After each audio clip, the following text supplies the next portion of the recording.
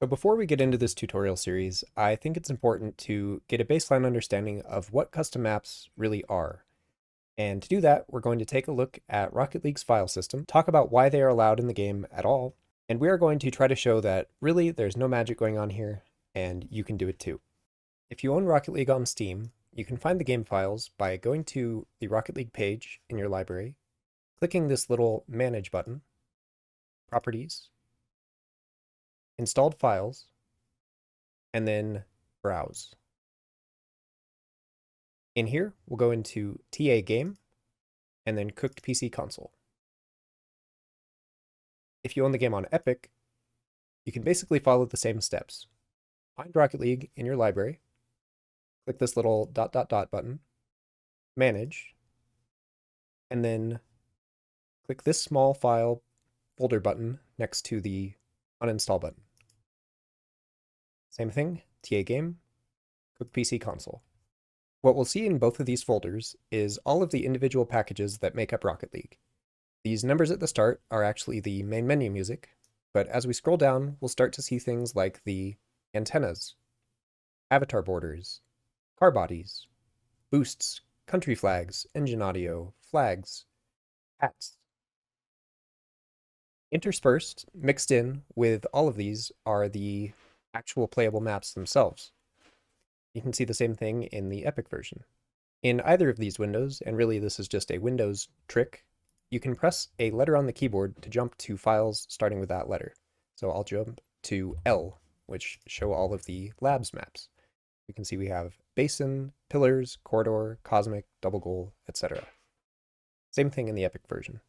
Over the years, Psyonix has made several statements saying that modded files for offline play are totally fine. If you want to make cosmetic changes, if you want to replace map files, it's not a big deal.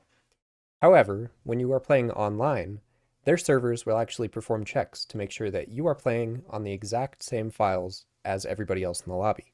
Therefore, there are no problems replacing a file just to play it offline, such as a single-player rings map.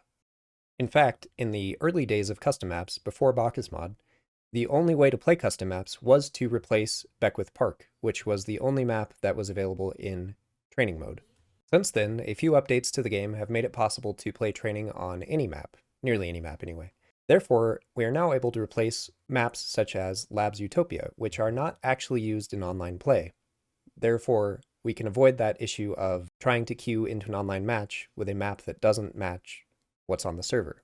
In the next video, when we install UDK, one of the things that we'll install alongside UDK is a small utility that will help you replace maps for rapidly testing them and improving them as you work on them. It's also worth noting that the famous Lethamyr custom map loader fundamentally is just doing this. It takes a map file that you download and replaces Labs Utopia so that you can easily start it from within the game. Perhaps a more modern and more streamlined way to play custom maps is available now thanks to Bacchus mod. Typically, when you install Bacchus mod, you should now have a mods folder created for you inside your Cooked PC Console folder. Inside here, you can populate it with totally new maps. You don't have to replace anything, and then launch these using Rocket plugin or a few other plugins that we'll explore. So hopefully by now, just with a simple look under the hood at Rocket League's files, you can come away with 3 key things.